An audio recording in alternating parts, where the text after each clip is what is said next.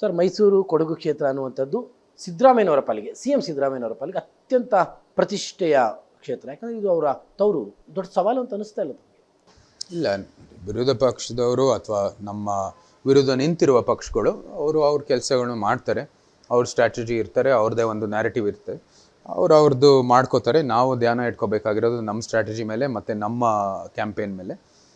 ನಾವು ಅದೇ ರೀತಿ ಮುಂದುವರಿತಾ ಹೋಗ್ತಾ ಇದ್ದೀವಿ. ಬೇರೆ ಏನು ಮಾತಾಡೋಕ್ಕಾಗ್ತಾ ಇಲ್ಲ ಯದುವೀರ್ ಅವ್ರ ವಿಚಾರದಲ್ಲಿ. ನಾವು ಗಮನಿಸ್ತಾ ಇದ್ದೀವಿ, ಅರಮನೆಯಲ್ಲಿರೋರು ಕೈ ಸಿಗ್ತಾರಾ, ಅರಮನೆಯಲ್ಲಿರೋರು ನಮಗೆ ರೀಚ್ ಆಗ್ತಾರಾ, ನೀವು ಹೆಂಗ್ರಿ ಅರಮನೆ ಹತ್ರಕ್ಕೆ ಹೋಗ್ತೀರಿ, ನಿಮಗೆ ಯದುವೀರ್ ಹೆಂಗ್ರಿ ಪರಿಚಯ ಆಗ್ತಾರೆ ಅನ್ನೋ ಥರದ ಟಾಕ್ಸ್ ವಿರೋಧ ಪಕ್ಷಗಳ ಕಡೆಯಿಂದ, ಅಂದರೆ ಕಾಂಗ್ರೆಸ್ ಕಡೆಯಿಂದ ಆ ಥರದ್ದು ಒಂದು ಟಾಕ್ಸ್ ಈಗ ಆಲ್ರೆಡಿ ಶುರುವಾಗಿದೆ. ಹಿಂದೆನೂ ಅರಸರು ಅರಮನೆಯಲ್ಲೇ ಇದ್ದಿದ್ದು, ಅವರು ಯಾವುದೋ ಬೇರೆ ಯಾರು ಮನೆಯಲ್ಲಿ ಇರಲಿಲ್ಲ.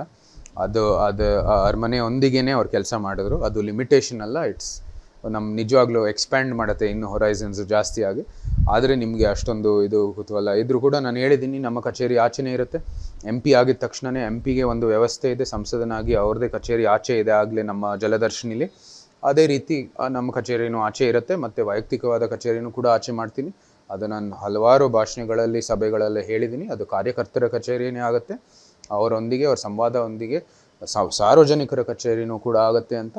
ಸೊ ಅವರೆಲ್ಲರ ಬಂದು ಅಲ್ಲಿ ತಮ್ಮ ಸಲಹೆಯನ್ನು ಮಂಡಿಸಿ, ನಮ್ಮ ಸಮಸ್ಯೆಗಳನ್ನು ಮಂಡಿಸಿ, ಏನೇನು ನಿಮಗೆ ಸಮಸ್ಯೆಗಳನ್ನು ಪರಿಹರಿಸೋದು ಕೂಡ ನಿಮಗೆ ಏನಾದರೂ ಸಲಹೆ ಇದ್ದರೆ ಅದನ್ನೂ ಕೂಡ ಬಂದು ದಯವಿಟ್ಟು ಮಂಡಿಸಿ, ನಿಮ್ಮ ಸಂವಾದದೊಂದಿಗೆ ಅದೆಲ್ಲನೂ ಪರಿಹರಿಸ್ತಾ ಮುಂದುವರಿಯೋಣ.